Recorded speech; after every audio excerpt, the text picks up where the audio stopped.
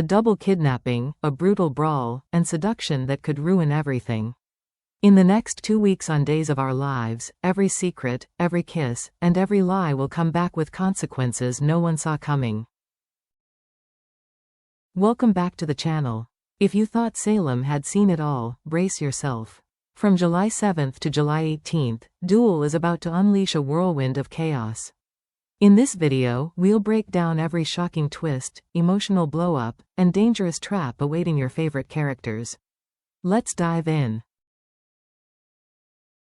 After months in the shadows, Gwen storms back into Salem, and her return is anything but subtle. The minute she sets foot in town, she makes a beeline for Xander, the man who once shattered her heart. But this time, Gwen isn't playing coy. She's bold, direct, and dangerously seductive. In a moment charged with unresolved tension, Gwen throws herself at Xander, hoping to reignite the spark they once shared. But Xander is caught off guard. He's fresh off another explosive argument with Sarah and emotionally frayed. Gwen sees the cracks in his armor, but what she doesn't realize is that this isn't the same man who once leaned on her for comfort. He's torn between longing and guilt, temptation and restraint. Will he give in to the familiarity of Gwen's embrace, or push her away once and for all? But Gwen isn't just stirring up old feelings, she's also stirring up trouble. She pays a surprise visit to the Horton house, and her presence sends shockwaves through Chad DiMera and Julie Williams. The reason? Gwen somehow ended up with Julie's treasured necklace, an heirloom that was thought to be lost, if not outright stolen. How did Gwen get her hands on it? And more importantly, why now? Speculation is swirling that Gwen may have gotten entangled in yet another DiMera plot, this time with EJ pulling the strings. Whether she's a willing accomplice or a pawn in a larger game remains to be seen. But one thing's clear, Gwen's return is not just about love. It's about leverage, secrets, and possibly revenge. The question isn't what Gwen wants, it's how far she's willing to go to get it. While Gwen plays her cards close to the chest, Sarah Horton is struggling with emotional chaos of her own. Her marriage to Xander is teetering on the edge, and Bonnie Kuriaki's becomes her unexpected sounding board. As Sarah opens up, it becomes clear she's torn. Does she keep trying to fix what's broken with Xander, or finally admit that too much damage has been done? But Sarah's turmoil doesn't end with matters of the heart. It explodes when Xander crosses paths with Philip Kuriakis. Their encounter is anything but civil. Old grudges surface, tensions boil over, and the hostility between the two men reaches new heights. What starts as a war of words threatens to spiral into something much darker. Philip, clearly still nursing wounds, both physical and emotional, becomes visibly rattled. Sarah, sensing something deeper beneath the rage, confronts Philip and demands honesty. She urges him to stop hiding behind his anger and come clean about what really happened. According to spoilers, it was Xander, not anyone else, who assaulted Philip. If Philip confesses, it could upend the delicate truce that barely holds the Kuriakis family together. But there's more at stake than family pride. This secret could redefine Sarah's entire perspective on Xander. Can she love a man who turns to violence under pressure? Or will this revelation push her to finally walk away for good? In the end, the collision of truth, pride, and betrayal among Sarah, Philip, and Xander may leave all three with wounds too deep to heal. In a storyline that blends unexpected tenderness with emotional fragility, Leo Stark finds himself completely overwhelmed by the responsibilities of fatherhood, something he never saw coming. When he agreed to take in Sophia Choi's newborn, he didn't fully grasp what he was signing up for. The sleepless nights, the endless feedings, the constant anxiety, it's all too much for a man who has lived most of his life skimming the surface of emotion. But this isn't just about Leo fumbling through diapers and bottles. It's about the walls he's spent a lifetime building starting to crumble. When Gabby Hernandez steps in to lend a hand, it's more than just a neighborly gesture, it's a lifeline. She recognizes Leo's exhaustion, but more importantly, she sees the flickers of something rare: vulnerability. Underneath the sarcasm and flamboyance, Leo is unraveling. Later, in a deeply personal moment, Leo opens up to Javi Hernandez. What begins as a simple confession turns into something raw and revelatory. Leo shares pieces of his past, stories of neglect, abandonment, and a childhood shaped by emotional deprivation.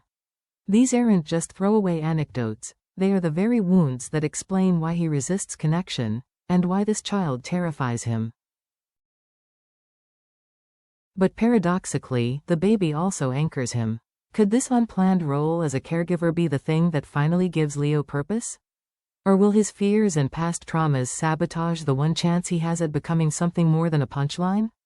For the first time, we're seeing Leo not as a schemer, but as a man forced to confront the child he used to be, and the father he might become. In another corner of Salem, Chanel Dupree Demera's world is starting to unravel, one manipulated file at a time. A mysterious memory card surfaces, and what it contains could destroy her. The footage allegedly ties her to the night E.J. Demera was shot, and Detective Jada Hunter wastes no time putting her in the hot seat. Chanel finds herself under interrogation, trying to explain a visit to the Demera mansion that she barely remembers. The timing is damning, and the circumstances are suspicious. But what's truly chilling is the possibility that the footage has been tampered with. Who is behind this digital sleight of hand? Could EJ himself be orchestrating a cover-up to deflect attention from Johnny's impending trial? Or is someone else in the Demera orbit manipulating events from the shadows? With Chanel's freedom now hanging by a thread, the stakes couldn't be higher. She has two choices: reveal everything she knows, risking deeper entanglement, or say nothing, and become a pawn in someone else's dangerous game. Either way, she's trapped. And as the pressure mounts, we have to ask, how far will Chanel go to protect herself, and the man she loves? Perhaps the most explosive storyline in Salem right now is unfolding between Ariana Horton and Doug Williams III, and it's crossing lines that no one expected. Despite Doug's increasingly cold demeanor, Ari refuses to give up on him. She senses that his distancing act is a cover for fear, not lack of feeling. And she's not wrong. When she finally corners Doug and demands an honest answer, she doesn't just get words, she gets a kiss. A kiss that blurs boundaries and reignites forbidden chemistry. But this isn't a fairy tale moment. It's a ticking time bomb. What Ari doesn't fully understand is that Doug is ensnared in something far more dangerous than emotional confusion. He owes money to ruthless loan sharks, and they're circling. Their threats are no longer subtle. They want payment, and they're not above using Doug's closest relationships as leverage. And now, Ari's insistence on closeness makes her a prime target. The rekindling of their passion may feel like a victory for Ari, but it's a mistake with deadly potential. Doug knows this, but he's caught in a brutal trap. Protect her by pushing her away, or give in to love and risk her life. This romance is no longer just forbidden, it's fatal. The week of July 14 to 18 will take a grim and terrifying turn as Salem faces one of its most harrowing crises yet: a double kidnapping that shakes the town to its core. As Doug Williams III struggles to pay off his mounting debts to a dangerous loan shark syndicate, the consequences of his reckless actions spiral out of control. The people threatening him don't just want their money, they want leverage. And they find it in the most brutal way imaginable, by kidnapping two innocent young women. Holly Jonas and Ariana Horton, two girls with bright futures and nothing to do with Doug's dealings, are abducted and held captive in an undisclosed location. The conditions are grim. The air is thick with fear. Their phones are gone, the lights are dim, and the walls echo with their confusion and growing panic. As hours stretch into days, Ari and Holly cling to each other for strength. With no idea where they are or who has taken them, every sound becomes a threat and every moment brings them closer to despair. But in the darkness, a new kind of bond begins to form, one forged not in friendship but in survival. Despite their different backgrounds, they become each other's only lifeline. Meanwhile, Doug is in free fall. As news of their disappearance spreads, he's forced to face the reality that his silence, his debt, and his secrets have endangered the people he never meant to hurt. Desperately trying to find a solution, Doug teeters on the edge of collapse, haunted by the possibility that this could end in death, not rescue. Will he come clean to the authorities? Or will pride and panic lead him to make an even deadlier mistake? While the town reels from the abduction, another web of lies begins to tighten, this time around Sophia Choi and Tate Black. In a cold and calculated move, Sophia feeds Tate a devastating lie, that the baby they once planned to raise together, a baby girl, was adopted immediately after birth by a loving couple. She claims she had no choice, that it was all done quickly and legally. But in truth, Sophia gave birth to a baby boy, and she didn't hand him over to strangers.